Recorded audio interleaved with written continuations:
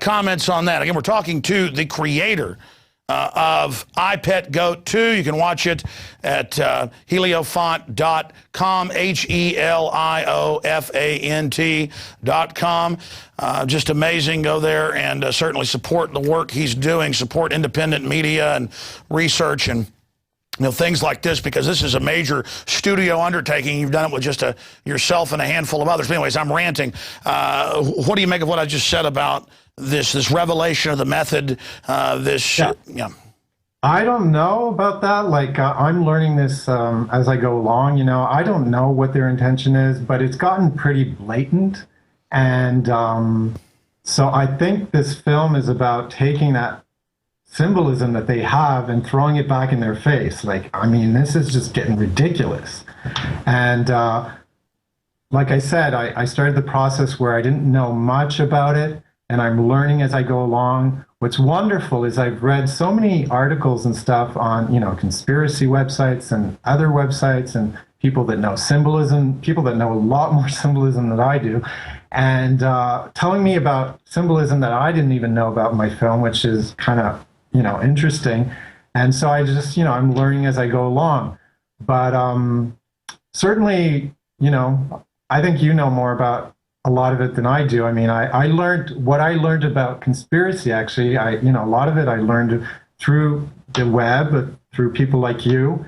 At one point during when I had started making the film, I think I told one of your crew members, sometimes I actually tune in just to I'd get kind of down sometimes because I was all alone in my corner, and I felt like, oh my God, what am I doing? This is crazy. I'm crazy. What is this? And I just kind of tune in and just have it just kind of boost me up to like, okay, yeah, this is important.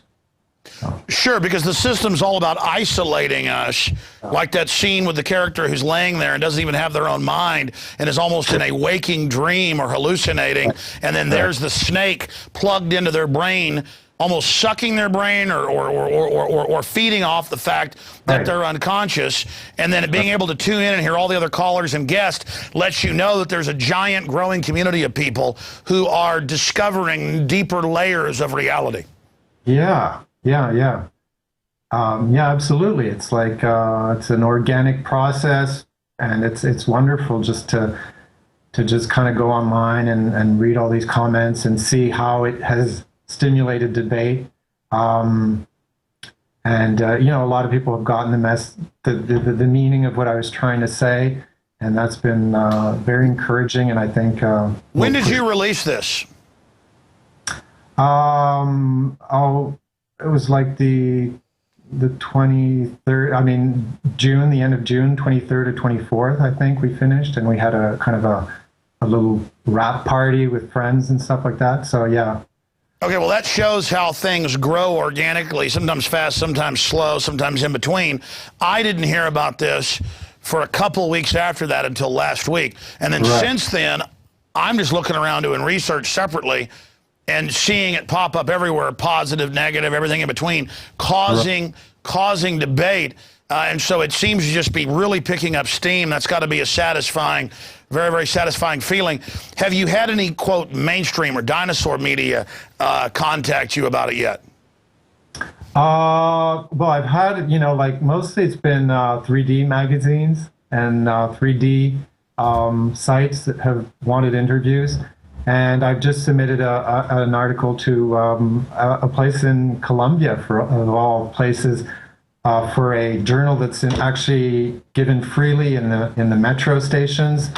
So it's the same company actually that we have in Montreal that distributes these free magazines with news and stuff like that.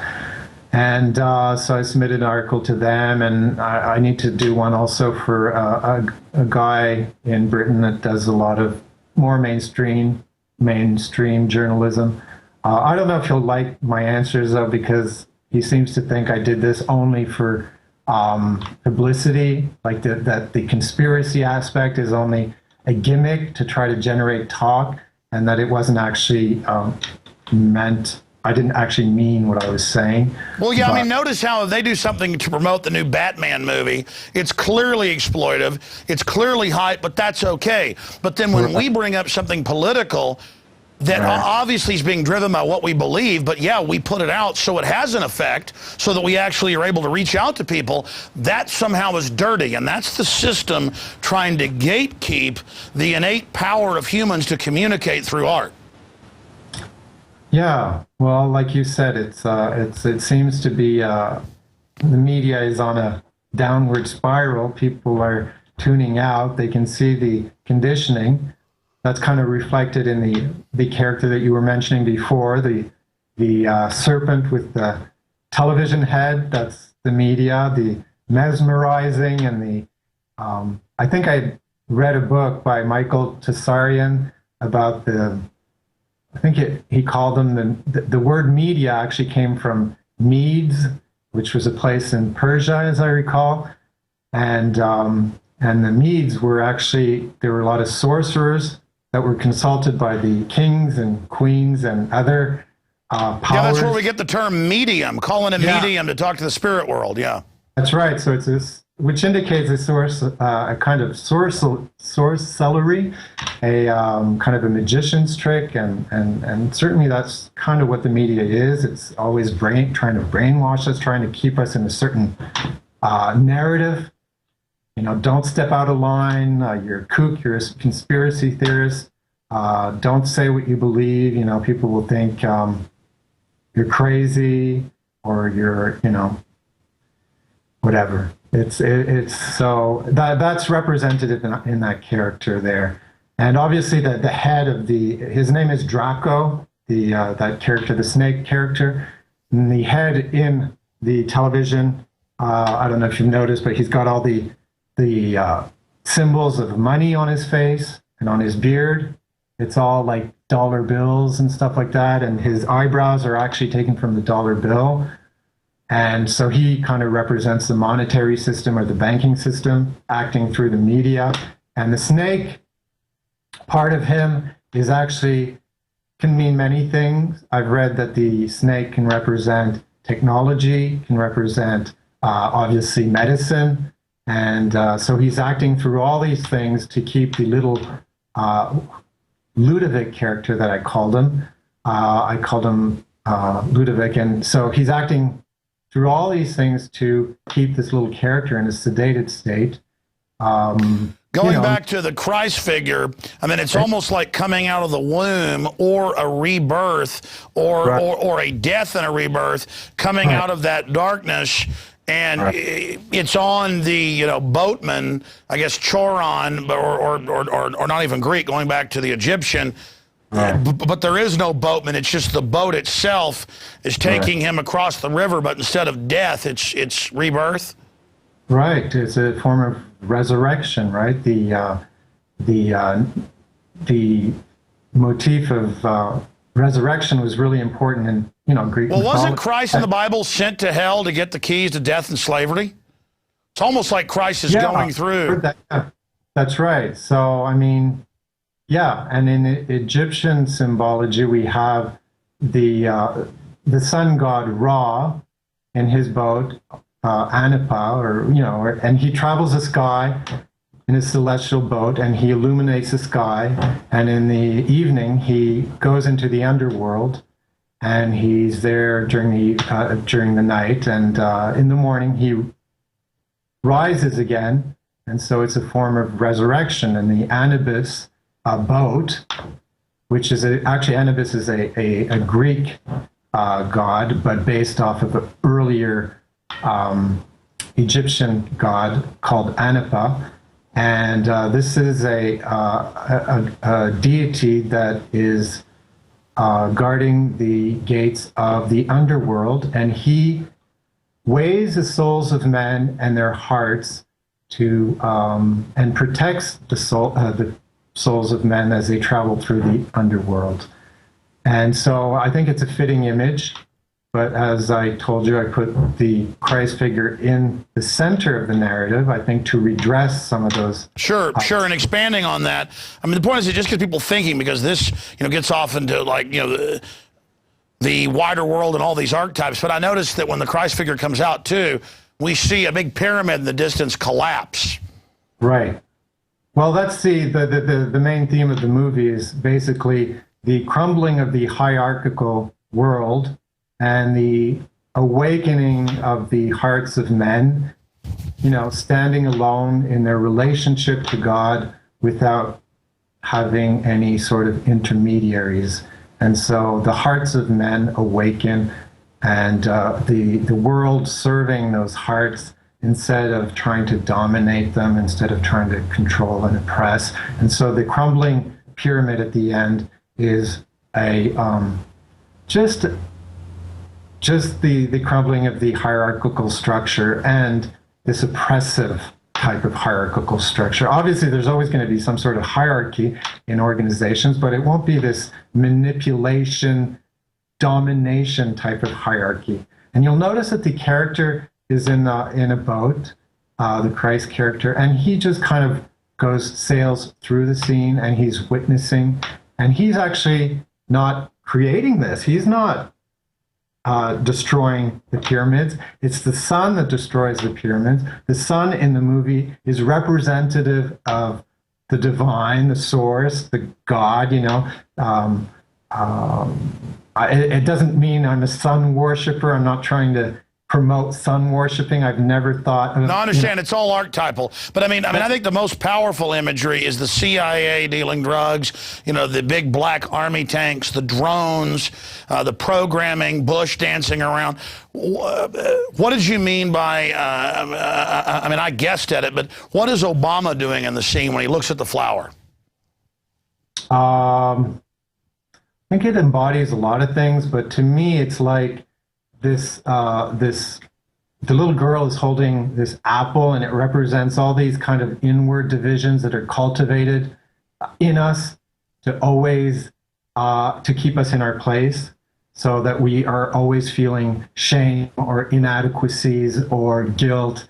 And you know, it's a symbol of sin, obviously. So we're always feeling this guilt, and so we're stuck. And we're stuck in like the little children behind her, we're held down by barbed wire, and they're apathetic. So that's what the apple represents to me. And then she just kind of drops it because she realizes, you know, I'm sick of this, and she's watching the spectacle in front of her, so she's just tired. She just drops the apple, and it just kind of rolls down, you know, at the feet of whence it came, and it just kind of splits open. And to me, that's a symbol of kind of duality, of being caught up in the left-right, in the you know, Christian, Muslim, male, female, always fighting, always clash of civilizations, controlled right. Clash, chaos, and spinning in our minds, in our minds. That, you know, that's the duality. And then you know, the checkerboard is also representing duality, the black and white. And then there's also a symbol of a 0 and a 1, and that's, you know, that's the binary system, so duality. And then the flower comes out, and the flower joins the two halves, and it comes out, and that's a symbol to me of unifying those two polar opposites and seeing it from another perspective, from above. So it's kind of like an awakening to that split mind. Sure. Well, men and women aren't, you know, individually the species. It is the two together, and then that's what creation comes out of. I mean, that's all just, again, yeah. The harmony of, you know, everyone seeing themselves in the other, and you know, finding that common space from that, you know, and not being stuck in the divide so much. And that's kind of the awakening of people realizing they have common interests, and the character of Obama is just struck with fear at that point, you know. You're right, because the people are coming together and waking up, and the way you caught Bush's mannerisms and the way you got Obama's fake, you know, friendly mannerisms, you really have done an incredible job. I want to thank you for the work you've done, you know, in trying to wake people up to 9/11 being an inside job. I mean, right there is important. Tell us about where Heliofont goes from here, heliofont.com, and any other points you'd like to make here, Louis. Well, I don't know where the journey is going to take me. Obviously, it was a lot of time and very draining, very, financially and physically, but very happy with the result, very happy I've done it. So I don't know where it's going to go from here. It's not an incredible revenue generating model, to be honest. But we'll see where we go from here. I'm getting a lot of feedback, a lot of opportunities to maybe work on more commercial stuff. I don't know if I'll do that or if I'll just. But like you said, you'd already done that in some of the biggest movies out there. This was a long labor of love. I mean, I guess almost in a pious way or a cogitative way, you committed for 4 years to this, put everything you had into it. Is almost a rebellion against commercialism and materialism. I mean, because that's what you were kind of alluding to earlier. Yeah. Well, it was a bit of a, I wouldn't say pious, but it was a monastic. That's what I should say. I mean, that was the word I was actually looking for. It's funny you'd say that, almost like priestly. Yeah, off in the. Yeah, definitely. Well, I think that's what the word cogitive, like a cogiter up in a Right, but I think a lot of people that work in 3D have that temperament. They're always at the computer and all that. So, but. So yeah, I'm not sure where it will go from here. I can't remember the last part of your question. Well, that's because I always have these long-winded ones. No, just like any other points you'd like to make. I mean, after we're done doing this interview, right. I mean, if you think, oh, I wish I would have said this, or. Not really, no. I've really enjoyed the interview, and I'm happy to just get my point out as well, which is, the first time where I've explained some of the symbolism. I'm going to probably update today, maybe tomorrow or Friday, I'm not sure. I'm going to start explaining some of it from my view. It's not necessarily because I don't want it to be too fixed. Everyone can kind of put what they want onto the work, but a lot of people have been asking me the same questions. And so I'm going to explain some of the stuff I've mentioned with you. I'm going to put on the website and, just start a discussion that way and see where it goes from there. So. I have a few final questions popping in my head. I mean, we got sex slavery with the old lady in the cage. Is that what that is?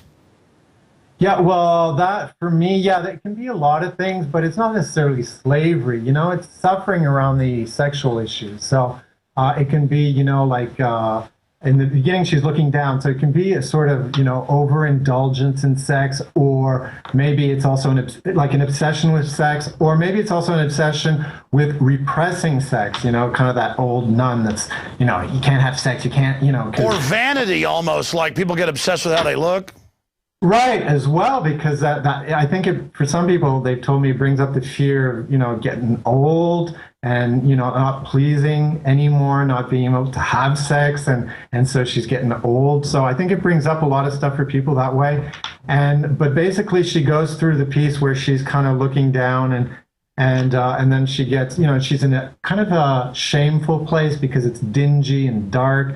And you'll notice that on her skirt, she has these, vine leaves, so it's almost like that shame of the Garden of Eden, and she's in her prison, so it's kind of like a place of suffering, and at the end she just kind of it gets inundated with light, so it just just gets purified by light, by connection with spirit, and at the end she kind of looks up and it's almost like she had sex with God, really, like she looks up and she's kind of purified in a way. Well, it's funny you say that because, I mean, growing up, obviously women are beautiful, passionate, like super desire for them. As I get more into the universe and liberty and freedom and all the incredible things around me, quite frankly, sex does not have the power it had over me. But I guess that's because I'm older now. I mean, it's almost like something that I've been there, done that. And it's still interesting. I mean, I'm a great wife, 3 children, but it's just not... it's not as exciting as, my French bulldog sitting in my lap or going fishing or hiking up a mountain or kissing my wife. I mean, it's almost like, people that are completely obsessed with it, it's almost like they're stunted by it. Right.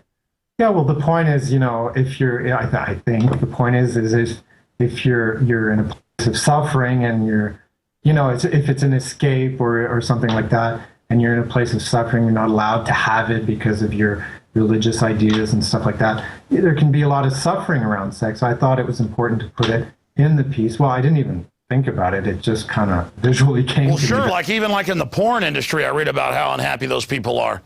I was talking to a filmmaker who's doing a documentary on it. He said that a lot of those people are just totally unhappy. I guess a lot of people can be. I guess, I'm sure there are some exceptions, like there are exceptions in everything. And oh, yeah, no, yeah, there are some people, I guess, that, again, it brings up a wide spectrum, almost like a cornucopia, the whole light spectrum of ideas. Just amazing. Well, yeah, I guess that's hopefully the point, that it doesn't feel too dogmatic, because that's kind of what the church crumbling at the end is pointing to. Maybe some of the dogma needs to fall away, and we just kind of reconnect with our heart, our direct heart connection with the well, source. Look, all these so-called Christians say the church is God and give it all this money and stuff, but Christ was there criticizing the Pharisees, overturning the money changers' tables. Absolutely. So it's good sometimes to re-question all this stuff, for sure. All right, well, we're going to continue to watch the website. I know as soon as we end this interview, I'm going to have like 10 more questions. Here's my last one. The black tanks are driving up, and the character is waving the white flag. What happens there? Well, obviously, it's for me, obviously a sign of kind of a reference to Tiananmen Square.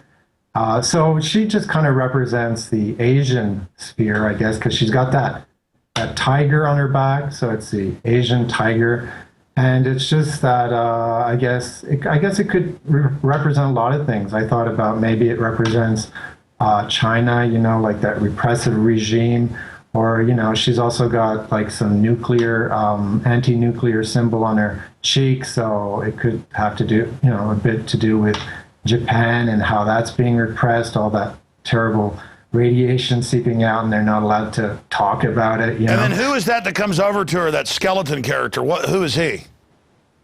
Someone told me that's the character of like voodoo, but personally that's not what I had in mind. It was just death, like she's valiantly trying to combat the system, and yet death creeps up on her, and she has to submit, in the end. Sure, you better get your work done right now while you're here and alive. And I'm just asking you, obviously that's what I got was Tiananmen Square. Right, yeah, I think that's a pretty obvious. And a lot of people, I've seen a lot of comments of people online say, it's kind of heavy-handed but, yeah, they're right. It is heavy-handed in a lot of ways, but then again, I look at reality and the way politicians and the media and everything, it's starting to get pretty heavy-handed as well. No, it's gotten extreme, and it's telling us don't get extreme so that we don't have power. Louis Lefebvre, amazing job, and I can't wait to see what you make next. Thank you so much for spending time with us today. Thanks very much, Alex. Thank you. Is that the best website to visit, heliofont.com? Yeah, you can go right to heliofont.com, and then we're having some issues. There's been so many people on the site. It's kind of waning right now, but a lot of people on the site, and we're having a bit of difficulty meeting up with demand, but we're trying to figure that out and trying to get that redressed. So hopefully we'll have something better soon. But they can go to that site, and then they'll see the video, the Vimeo feed immediately when they come in, and they can click on Vimeo if they want it in bigger, and they'll be redirected to Vimeo's site, and they can see it bigger if they want, better quality and all that. So. All right, Louis Lefebvre, amazing artist, and people can claim you're the devil if they want, but there's no doubt that you're an amazing artist. Thank you so much. Thanks very much, Alex. Wow. Well, very, very powerful, ladies and gentlemen, and it gets you thinking. The really devilish propaganda out there does the opposite. It just sneaks up, a football game, a commercial, but then buried in it are the archetypes and the programming and the messages. That's what's seriously corrupt out there. So certainly thought-provoking, and hey, if you think you can do better, dedicate yourself to something like that, and let's see what you can come up with, because Mr. Lefebvre is definitely in the arena. Well, that's it for this extended edition of InfoWars Nightly News.